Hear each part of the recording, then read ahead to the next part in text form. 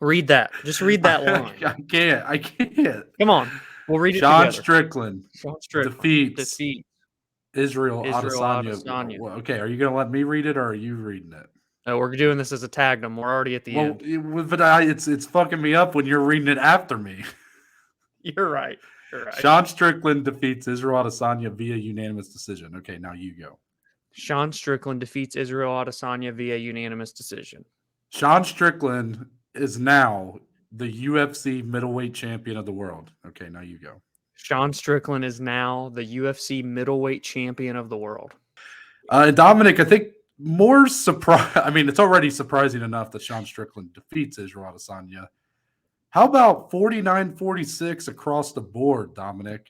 Yeah. This fight wasn't even that close. No. No. I mean, it didn't even feel like, oh, there's a chance maybe the judges could give this one to Izzy. You know, it's in Australia. This card's really centered around him. No, none of that. All three judges had the same. Round two, the only round that went to Israel Adesanya. That's pretty much how everybody was scoring it that I saw online. That's how I scored it. Dominic, did we witness the biggest championship fight upset in UFC history Saturday night? Oh man, yeah. See, I saw a lot of people saying that, like, and very confidently with it. There's been a lot. So like I think in terms of the obviously the numbers and the expectations, it's definitely up there. But when you see what like Leon did down in the pits of hell and pulls out a left high kick out of nowhere, or GSP losing to Matt Serra like at a minus 1200, Matt Serra cut from the UFC, fought on the Ultimate Fighter just to get a shot at the freaking title.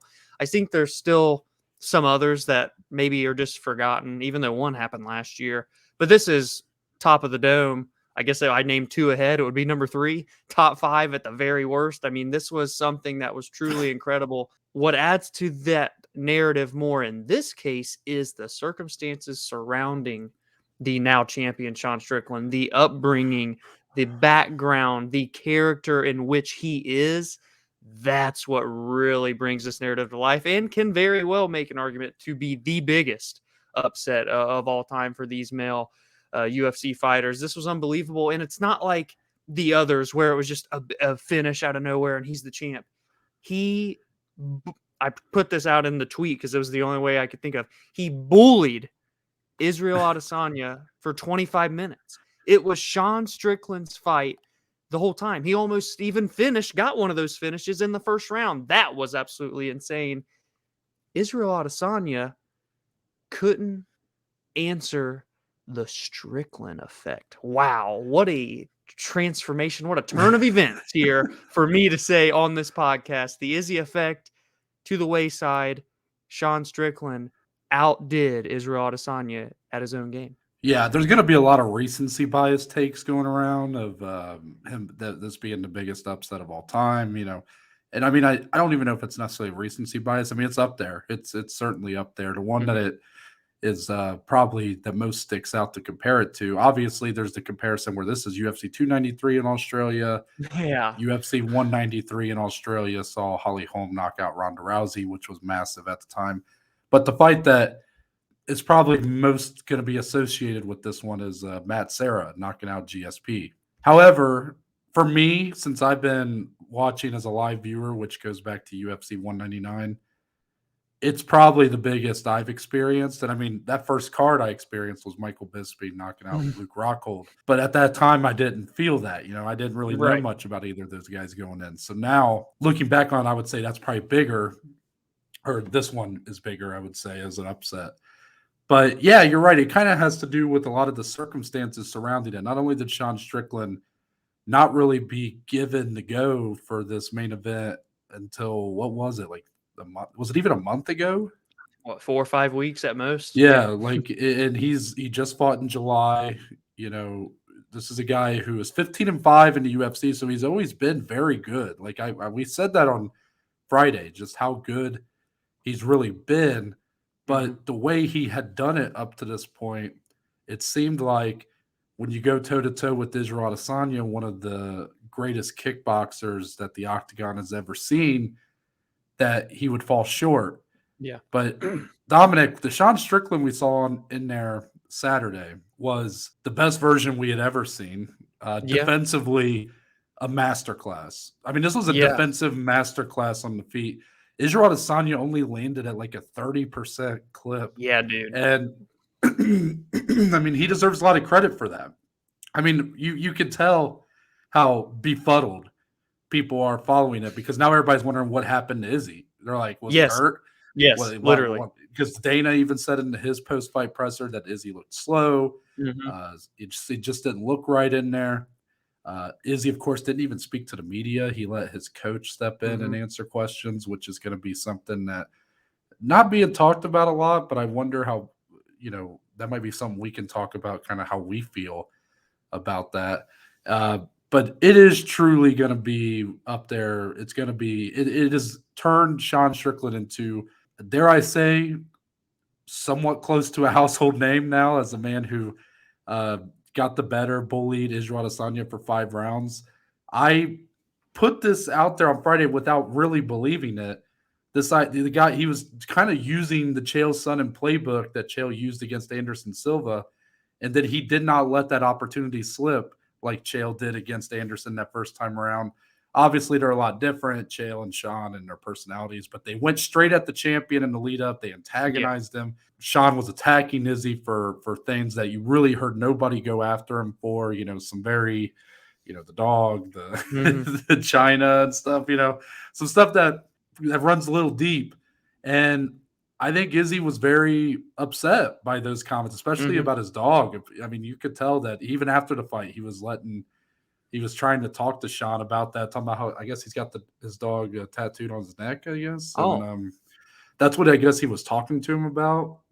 I don't think it was a whole lot of like showing respect. I think it was kind of like, hey, that really hurt me, kind of thing. So, truthfully, I think Sean Strickland got under his skin, and then he actually goes in there and was about it. It wasn't just talking to talk. He walked the walk in there for 25 Mhm. minutes.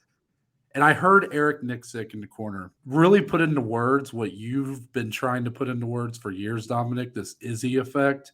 Mhm. He said Israel Adesanya is a snake charmer, which is so perfect of a way to describe what Izzy has done to many of his opponents. You go in there against him when you're someone like Jared Cannonier, Paulo Costa, Robert Whittaker twice. The list goes on. I mean, even to a Mhm. lesser extent, like Yoel Romero, Yeah. and you fight his fight and you sort of the moment becomes bigger than what you anticipate because you're fighting Israel Adesanya. Right. You sort of become engulfed in what his skill set offers, and it's hard to really fight your fight when you almost make him bigger than what he really is in the moment. Mhm. It almost one makes me wonder if all we needed was someone to just go after him, Yeah. and that's what Sean Strickland really did here. He did it. He was poised. He fought smart. He did not get overzealous. A beautiful right hand in round one nearly finished the fight, but he didn't overexert himself looking for the Nope. finish. He stayed composed, and obviously he'd lost round two in a pretty low active round, but then comes out rounds 3, 4, 5. I mean, Israel looked busted up, the most he's looked like that since the Kelvin Gastelum fight. Yeah. Sean Sean didn't look Strickland's like the he'd been UFC touched. champion. Yeah, he's the Yeah. UFC champion. I mean, and that's the reality of the situation now. And I'm kind of at a loss. I said a lot right there, but I'm truly at a loss for words. Just like Sean Strickland said, he was at a loss Yeah. for words, which is probably the first time we've ever heard him say that. I don't know where we go from here, Dominic. I mean, I guess if I had to, I guess try to move this conversation along a little bit. Dana White said afterwards, immediate rematch makes sense. Mm. I did that. Seems like Mm. something you're not for it. Mm. It's one thing when Izzy got the immediate rematch after defending his title X amount of times, built-in rivalry with Alex when you go back to kickboxing and stuff. This one, he just won the title back. This was his first defense. Pillar to post for 25 minutes. He gets beat. Yeah, he won the second round, I guess. So 20 out of 25 minutes, whatever. I didn't, I'm not, and I'm not trying to take anything away from Sean because his performance was incredible. Best we've ever seen. Best we've ever seen anybody implement a strategy with Izzy. He even said that they had planned to wrestle a lot more and he didn't even need to, which is Mhm. kind of crazy. I'd love to have even seen how that original game plan would have turned out, but I digress. There was something still off with Izzy. It was a strange performance. No urgency, even in round 5 when he knew you had to have known if you're Izzy. You got to do it. You got to try and take him out. And there was just nothing there. It was a very weird performance that we've not seen from him in his whole career. I think he's honestly been like the most active champion in the UFC. When you look at how many times he's fighting, the quick turnarounds, I think drawing board, break, rest. We got a big fight coming up next month between Hamzat and Paulo. Winner of that probably, at least to me, I think should fight Sean. That's what I would do. And Izzy can, I don't really know. I don't really know when you have a star as big as Izzy that's no longer in the immediate title picture. That's a hard thing to kind of comprehend. It's happened with Conor, and Conor's had fights obviously outside of titles. So there's a world where he can be okay. But I think a very extended rest from what we're used to seeing from him is in order here, because I have no interest in even seeing a rematch, to be quite frank. Really? You have no interest at all? Not immediately, no. You know how I feel about immediate rematches. I don't like them. Yeah. But I accept that this will be run back. I just think it will. And I do think there's a lot of interest in it. I mean, if Sean is able to do this again, because right now there seems to be a lot of questions. Like, even though everybody's given him his flowers and his credit for that performance, at the same time, questioning Israel Adesanya's performance, while justified, can feel like it's taken something away from Sean in some ways. And that maybe there could be a question of, was this a fluke performance? Was this just on this night, Sean Strickland, the best version of himself? Is he a much less version of himself? Can that happen a second time? I think this fight will be run back, and I think that it's going to be even bigger the second time around. I mean, if you thought Sean, this man wasn't given much of a chance here to really even have much of a build to this fight, and he really did make it feel a lot bigger than what it was originally intended to be. So now that he's got a win over Adesanya, you think the kid gloves are coming on? You think the kid gloves are going to be on for a rematch? Hell no. Sean Strickland's going to be even more confident. He's going to be talking that shit even more in the lead up. And Izzy's going to have to face the fire a little bit like he didn't do in his post-fight press conference. I do look forward to an immediate rematch. Now, I will admit, what's so interesting is there are other options. You mentioned Hamzat Chimaev, Paulo Costa, the winner of that fight, but let's not forget Dricus du Plessis. That's true. I did forget about it. Really had earned his title fight with that win over Robert Whittaker. And you could tell, I felt like Dana was sort of throwing a shot at Dricus when he said, you know, Sean going in there and doing that. That's why you don't turn down fights. That's why, especially in title fights, you take that opportunity, because any given Saturday, right? Right. I think that was almost like a shot at Dricus, and I wonder if that's going to hurt him moving forward as he tries to get that title fight.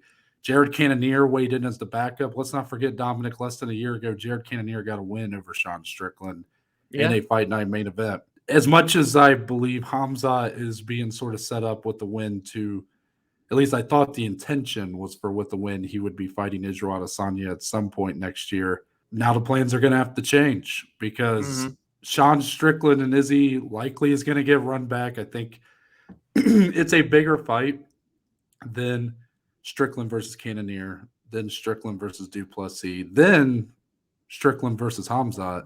If Strickland does it a second time, though, all of a sudden, I mean, the man cannot be denied, and any title fight he's in after that is going to be much bigger because of it. So I think that and then if Izzy wins, obviously he, you know, rights that wrong, is able to kind of, the UFC can move on into even bigger matchups with Hamzat and du Plessis, stuff like that. So I think that that's clearly what the UFC is going to want to do. You think Izzy needs some time off, it sounds like. I was very surprised to hear Eugene Behrman say that he asked for a rematch next week. Like, he said they can fix it quick. Yeah. They never quite addressed if there was something wrong with Adesanya, but it doesn't seem like, from what I've heard, that they're really putting that out there. I mean, if Behrman's saying, hey, we'll fight him next week, maybe that's just talk. But to me, it sounds like no, he just didn't fight the game plan, and we think with a few Yeah. small tweaks we can right this wrong. Yeah. I yeah. I didn't like pay much into like Izzy doing what he did. I don't know. There were 6 city kickboxing fighters on that card, 3 won, 3 lost, as Eugene said. They were all gonna go. They're gonna celebrate their guys that were successful on the night. Uh, Izzy's never been a guy to be like not humble in defeat, if you will. So I don't know. I didn't read much into it. Maybe should have. I thought it was actually interesting to hear from Eugene, a mastermind of the game, and kind of what was going through their corner. He literally was admitting to like we were trying to fix this, and there just wasn't the connection between us and Izzy, and it was just a weird night. It was an interesting dynamic to hear that from another point of view. And I'll just say, as the picture for this division, the more that you were talking, I was trying to pair it all together. To me, my level of interest, and you pair that with the shot I think Dana may or may not have intentionally thrown at Dricus, I think you can do Sean versus, you can do it against Jared, but I don't think Jared would get it, even though he was the backup fighter. If Hamzat comes in and starches Paulo, I think he's in. I think he's in. I think he fights Sean, and you can still have Izzy versus Dricus settle their beef, squash their beef to be next up. That's kind of what I would want to happen. I don't know if it will, but I'd like to think it's more realistic than some may think. That Really? does leave See, Jared as the odd man out, which I hate for him because he flew across the world to weigh in as a backup, and yeah. Colby did the same thing and is getting rewarded for that. But I think he's the odd man out. It is it more realistic than people will think. It's hard to say because obviously in October I could really be changing my tune here if Hamzat goes in there I feel and like if he does starches what he does, Paulo he's Costa. But did it not feel like we were kind of pushing for that when he defeated in one of the fights of the year, Gilbert Burns, and instead we just kind of played the waiting game. He had that matchup, obviously, with Nate Diaz, where mm-hmm. he weighed in super heavy, and then he goes in and squashes Kevin Holland. But then it's been a year since then. Like, I do think that a big fight is due for Hamza. I mean, this is a big fight he's got with Paulo. But if he wins, like, I feel like he's only gonna be at a point where he feels like a really big name that's bubbling to explode, like Oh yeah, he's like a in the mythical greater figure. landscape. I mean, somewhat. I don't know if I'd go that far, but it seems. I mean, I feel like some of the shine has been lost a little bit with the time in It's the between the inactivity. fights. Some, Yeah. and I mean, he weighed in about 8 pounds over. Like, I mean, some of that is going. It has felt like it stagnated him a bit from where we were just a year and a half ago. If he goes in there and squashes Paulo, like, could there be a conversation about maybe putting that title fight on? Yes, but to me, if you're getting the most bang for your buck, if you're getting the most out of a title fight, Sean and Izzy is clearly a much bigger fight than Sean and Hamza. And if the UFC maybe still have their kind of doubts about really getting behind Sean as a champion, then putting that fight together, Izzy, if he were to get that win back, like I said, it's almost like they can wash their hands of it. Izzy can move on and have that massive fight with Hamzat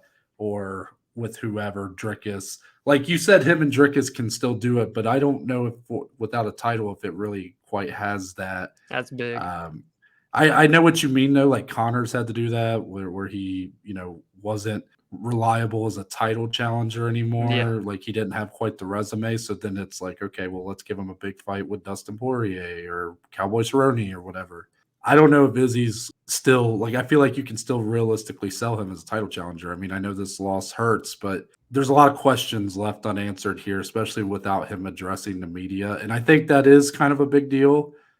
I'm not someone in my position that's going to go, oh, how dare you not speak to the media after the fight? I'll let the people in the media do that if they want to. I haven't heard a lot of that. But if we're going to keep things consistent, Ronda Rousey got a lot of crap because she refused to speak to any media in the lead up to her fight with Amanda Nunes. And even when she lost to Holly Holm. So for not a lot of talk to be given to Adesanya for doing virtually the same thing, even if the intention was not the same, even if I don't think he necessarily did it because of any sort of antagonistic relationship he feels with the media like Ronda did. But you're the champion. You just lost. You're one of the biggest stars in the company, and you don't face that fire. It seems kind of weak, if I'm being quite honest, for a guy who has never shown any bit of that Yeah, in his he career. never has. To Yeah. not only show his weakest performance in the octagon, but I felt like he showed his weakest performance outside of the octagon by just simply not saying anything. Yeah, it's going to be interesting if he comes out with something in the coming days, or if it's even like, I know he has a big YouTube channel, something like that, to hear more, to dig into really. And that's what Dana even kept saying. He's like, I really am interested to hear what he has to say, So it's going to be all eyes, I feel like, are waiting on a statement from Israel Adesanya. It's very And I weird don't know because we if we're don't gonna see that get much. it, and because anything he says, truthfully, is just gonna be construed as like an excuse. And I know that while I'm saying this, if he were to actually come out and say, "Look, I performed like this because I had this injury or I had this going on," people are gonna just, it's just gonna be used to fuel more of that negative attention that certain parts of the MMA fan base have on him. So I don't think any statement you're going to see is going to be groundbreaking and going to make us go, okay, that's why this might happen. But I still feel like in that moment, it just seems like if everybody else can do it, if every other champion who's come in there and lost their title, even in devastating fashion and upset fashion, some have been much more devastating and much more embarrassing sometimes than what Izzy went through. They all still faced the fire. They still, took the questions and gave credit more than likely to the person who beat them. So